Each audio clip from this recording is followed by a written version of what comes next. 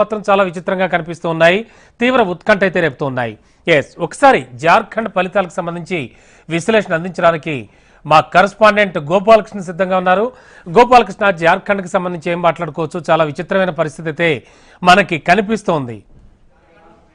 మీరు అన్నట్టుగా జార్ఖండ్ లో పూర్తిగా విభిన్నమైనటువంటి ఫలితాలు వస్తాయని చెప్పి ఎగ్జిట్ పోల్స్ అన్ని కూడా దాదాపు ఎగ్జిట్ పోల్స్ సంస్థలన్నీ కూడా అదే రిజల్ట్స్ ఇచ్చాయి. సో కానీ ఒరిజినల్ గా ఫలితాలు మాత్రం ఎగ్జిట్ పోల్స్ జరిగినటువంటి ఫలితాలు మాత్రం ఇప్పుడు మనం చూడొచ్చు క్వైట్ డిఫరెంట్ గా వస్తున్నాయి. ఇప్పటికే అక్కడ జేఎంఎం అధికారంలో ఉంది. ప్రస్తుతం ఆ అధికార పార్టీ జేఎంఎం లీడ్ చేస్తున్నటువంటి కాంగ్రెస్ కూటమి, ఇండి కూటమి అక్కడ అధికారంలోకి వచ్చేటువంటి అవకాశాలు స్పష్టంగా కనబడుతున్నాయి. అప్ అండ్ డౌన్స్ అయితే కనబడుతున్నాయని చెప్పుకోవచ్చు. మొదట ఫస్ట్ లీడ్ లో వచ్చినప్పుడు ఎన్డీఏ కూటమి అక్కడ లీడ్స్ ఇస్తూ వచ్చింది. ఎన్డీఏ కూటమి కొంత ముందంజలో కనబడుతూ వచ్చింది. కానీ ఆ తర్వాత పరిస్థితులు కొంచెంగా మారుతూ కనబడుతూ ఉన్నాయి.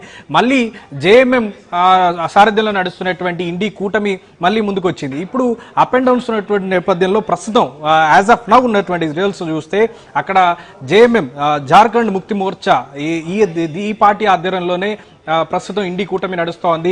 హేమంత్ సోరెన్ తనపై ఎన్నో ఆరోపణలు వచ్చాయి. అక్కడ తన అరెస్ట్ కావచ్చు, తన వ్యవహారం కావచ్చు, అవినీతి ఆరోపణలు కావచ్చు, అలాగే బంగ్లాదేశ్ నుంచి ముస్లింలను ఎక్కువగా వలసలకు ప్రోత్సహిస్తున్నారనేటువంటి ఆరోపణలు కావచ్చు, ఇవన్నీ కూడా వచ్చినప్పటికీ చాలా చోట్ల ఆధిక్యంలో అయితే కనబడుతోంది. ప్రస్తుతం 32 స్థానాల్లో జేఎంఎం ఆధిక్యంలో కనబడుతూ ఉంది.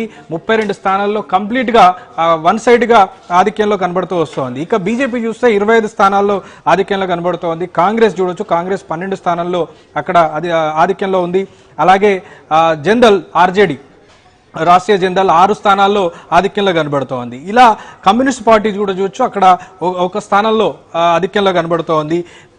ఇట్లా చాలా చోట్ల ముఖ్యంగా ప్రభావితం చూస్తున్నటువంటిది జేఎంఎం. అక్కడ అధికారంలో ప్రస్తుతం ఉన్న పార్టీ జేఎంఎం పై అనేక ఆరోపణలు వచ్చాయి. ఈ పూర్తిగా ఒకవేళ గనక ఇదే రిజల్ట్స్ కంటిన్యూ అవుతాయి, మరో గంట పాటుగా ఈ ఆధిక్యాలు, ఈ ట్రెండ్స్ అన్ని కూడా కంటిన్యూ అయితే డెఫినెట్ గా జేఎంఎం మరొకసారి జార్ఖండ్ పీఠాన్ని ఎక్కబోతుంది అనేటువంటిది అయితే క్లియర్ గా అర్థం చేసుకోవచ్చు.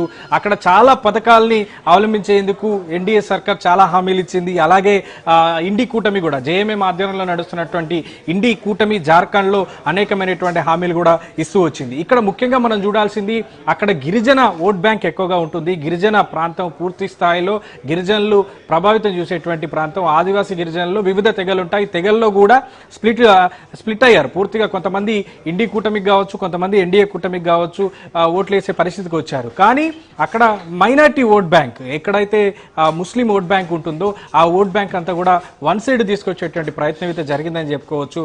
అందులో ఆ పార్టీలు, ఆ ప్రభావితం చేసేటువంటి పార్టీలు మాత్రం సక్సెస్ అయ్యానని చెప్పుకోవచ్చు. ముఖ్యంగా ఈ అంశాన్ని తమకు ఎన్నికల ప్రచారాస్త్రంగా మార్చుకుంది ఎన్డీఏ. బంగ్లాదేశ్ నుంచి వస్తున్నటువంటి చాలా మంది ముస్లింలని ప్రోత్సహిస్తున్నారు. అక్కడి నుంచి వస్తున్నటువంటి బంగ్లాదేశ్ రోహింగ్యాలను అందరినీ కూడా ఇక్కడ తీసుకొచ్చి ఓట్ బ్యాంక్ మార్చేటువంటి ప్రయత్నం చేస్తున్నారని కావచ్చు. అలాగే ఉద్యోగాల విషయంలో కావచ్చు, భవిష్యత్తులో అక్కడ ప్రాధాన్య అంశాల్లో కావచ్చు, రోహింగ్యాలకి ఎక్కువగా ప్రాధాన్యత ఉంటుంది అనేటువంటి ఒక ప్రచారాన్ని కూడా పెద్ద ఎత్తున అక్కడ జరిగింది. సో ఆ ప్రచారం తమకు అనుకూలంగా మారుతుందని చాలా పార్టీలు ఊహించాయి. కానీ ఇప్పుడు మారుతున్నటువంటి ట్రెండ్స్ అవన్నీ చూస్తే మాత్రం ఖచ్చితంగా అక్కడ ఇవేవి కూడా పనిచేయలేదు అనేటువంటిది మాత్రం క్లియర్ గా అర్థం చేసుకోవచ్చు. జనం ఎవరికి ఓటేయాలనేటువంటి దానిపైన క్లియర్ కట్ గా ఒక నిర్ణయం మేరకే ఓటేసినట్టుగా అయితే తెలుస్తోంది. అందుకే ఎక్కడెక్కడ ఎవరెవరికి అవకాశాలు ఉన్నాయో, గతంలో పార్టీలు ఏవైతే వ్యూహాన్ని ఆలోచించుకుని బలంగా ఉన్నటువంటి సందర్భాలు ఎక్కడైతే ఉన్నాయో, బలంగా బీజేపీ కొన్ని చోట్ల బలంగా ఉంది, ఎన్డీఏ కూటమి ఆ ప్రాంతాల్లో ఖచ్చితంగా లీడ్స్కి వస్తోంది. అలాగే జేఎంఎం పార్టీ మేము ఎక్కడైతే గెలుస్తామని ఖచ్చితంగా చెప్పుకున్నారో ఆ ప్రాంతాల్లో మాత్రమే లీడ్కి వస్తుంది. అంటే ఒకరిని ఒకరు ఎక్కడైతే ప్రభావితం చేద్దాం అనుకున్నారో, ఓట్ బ్యాంక్ షేర్ అవుతుందని ఊహించారో అక్కడ మాత్రం పూర్తిగా వాళ్ళ వ్యూహాలన్నీ కూడా విఫలమయ్యాయని చెప్పొచ్చు.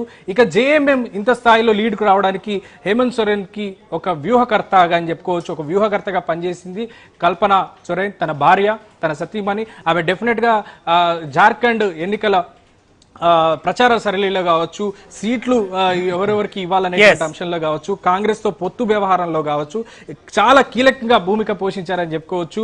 తన పాత్ర చాలా కీలకంగా ఉంది. సో జేఎంఎం గనక ఒక లీడింగ్ లోకి వచ్చి ఒక గంటలో పూర్తి ఫలితాలు వచ్చేటువంటి అవకాశం ఉంటుంది. సో ఈ స్థాయిలో జేఎంఎం పోటీ ఇస్తుంది, జేఎంఎం ఇండి కూటమి పోటీ ఇస్తుంది అంటే డెఫినెట్ గా కల్పన సోరెన్ పాత్ర ఖచ్చితంగా ఉందని చెప్పుకోవచ్చు.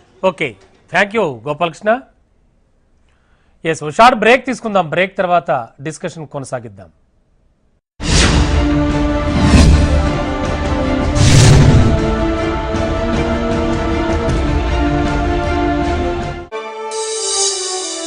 HMTV Business Summit 2024 on November 23rd at JRC Convention. నూతన వ్యాపార అవకాశాలపై అవగాహన, సందేహాల నివృత్తి కోసం ఈ బిజినెస్ సమిట్ ఒక అద్భుతమైన అవకాశం. ఈ సమిట్ లో పాల్గొనాలనుకునేవారు మీ సీట్ రిజర్వేషన్ కోసం bea.hmtvlive.com బిజినెస్ సమిట్ సెషన్ వివరాలు, green buildings, food processing, startup ecosystem. ఈ సెషన్స్ లో పాల్గొనే speakers, green buildings speakers, food processing speakers, startup ecosystem speakers. మిగతా వివరాల కోసం సంప్రదించవలసిన ఫోన్ నంబర్లు 9535862666, 9535861110. Associate sponsored by Procoms, banking partner State Bank of India, supporting partner by Life Insurance సైతం దాటేసినట్టుగా కూడా మహారాష్ట్రలో మనకు అర్థమవుతోంది. అలాగే మరోవైపు జార్ఖండ్కి సంబంధించి ఫలితాలు ఒక్కొక్కటిగా వెలువడుతూ ఉన్నాయి. మనం హెచ్ఎంటీవీ ఆన్ స్క్రీన్ చూడొచ్చు. ఎన్నికల ఫలితాల మ్యారథాన్ ఈ మార్నింగ్ నుంచి కూడా కొనసాగుతోంది. అండ్ ముఖ్యంగా మ్యారథాన్ ఎన్నికల ఫలితాలు చూస్తూ ఉన్నాం.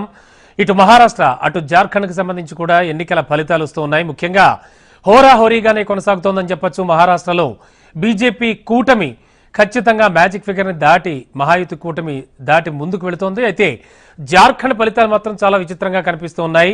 తీవ్ర ఉత్కంఠ అయితే రేపుతూ ఉన్నాయి. ఒకసారి జార్ఖండ్ ఫలితాలకు సంబంధించి విశ్లేషణ అందించడానికి మా కరస్పాండెంట్ గోపాలకృష్ణ సిద్ధంగా ఉన్నారు. గోపాలకృష్ణ, జార్ఖండ్కి సంబంధించి ఏం మాట్లాడుకోవచ్చు? చాలా విచిత్రమైన పరిస్థితి అయితే మనకి కనిపిస్తోంది.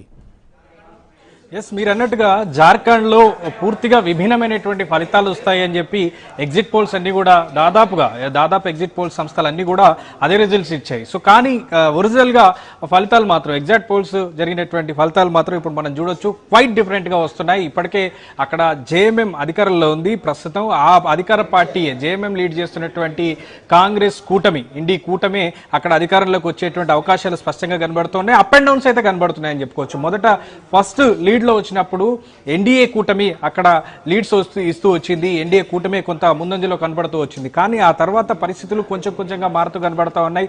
మళ్ళీ జేఎంఎం సారథ్యంలో నడుస్తున్నటువంటి ఇండి కూటమి మళ్ళీ ముందుకు వచ్చింది. ఇప్పుడు అప్ అండ్ డౌన్స్ ఉన్నటువంటి నేపథ్యంలో ప్రస్తుతం యాజ్ ఆఫ్ నౌ ఉన్నటువంటి రిజల్ట్స్ చూస్తే అక్కడ జేఎంఎం, జార్ఖండ్ ముక్తి మోర్చా, ఈ పార్టీ ఆధ్వర్యంలోనే ప్రస్తుతం ఇండి కూటమి నడుస్తోంది. హేమంత్ సోరెన్ తనపై ఎన్నో ఆరోపణలు వచ్చాయి. అక్కడ తన అరెస్ట్ కావచ్చు, తన వ్యవహారం కావచ్చు, అవినీతి ఆరోపణలు కావచ్చు, అలాగే బంగ్లాదేశ్ నుంచి ముస్లింలను ఎక్కువగా వలసలకు ప్రోత్సహిస్తున్నారనేటువంటి ఆరోపణలు కావచ్చు, ఇవన్నీ కూడా వచ్చినప్పటికీ చాలా చోట్ల ఆధిక్యంలో అయితే కనబడుతోంది. ప్రస్తుతం 32 స్థానాల్లో జేఎంఎం ఆధిక్యంలో కనబడుతోంది. 32 స్థానాల్లో కంప్లీట్ గా వన్ సైడ్ గా ఆధిక్యంలో కనబడుతూ వస్తోంది. ఇక బీజేపీ చూస్తే 25 స్థానాల్లో ఆధిక్యంలో కనబడుతోంది. కాంగ్రెస్ చూడొచ్చు, కాంగ్రెస్ 12 స్థానాల్లో అక్కడ ఆధిక్యంలో ఉంది.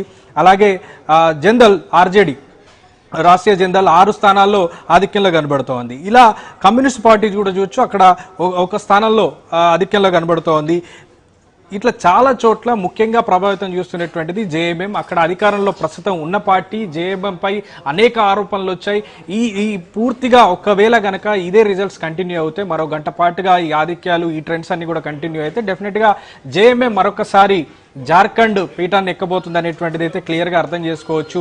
అక్కడ చాలా పథకాల్ని అవలంబించేందుకు ఎన్డీఏ సర్కార్ చాలా హామీలు ఇచ్చింది. అలాగే ఇండి కూటమి కూడా, జేఎంఎం ఆధ్వర్యంలో నడుస్తున్నటువంటి ఇండి కూటమి జార్ఖండ్ లో అనేకమైనటువంటి. నమస్కారం. జడ్జిమెంట్ డే ప్రత్యేక చర్చ కార్యక్రమానికి స్వాగతం. ఎంతో ఉత్కంఠను రేపెట్టి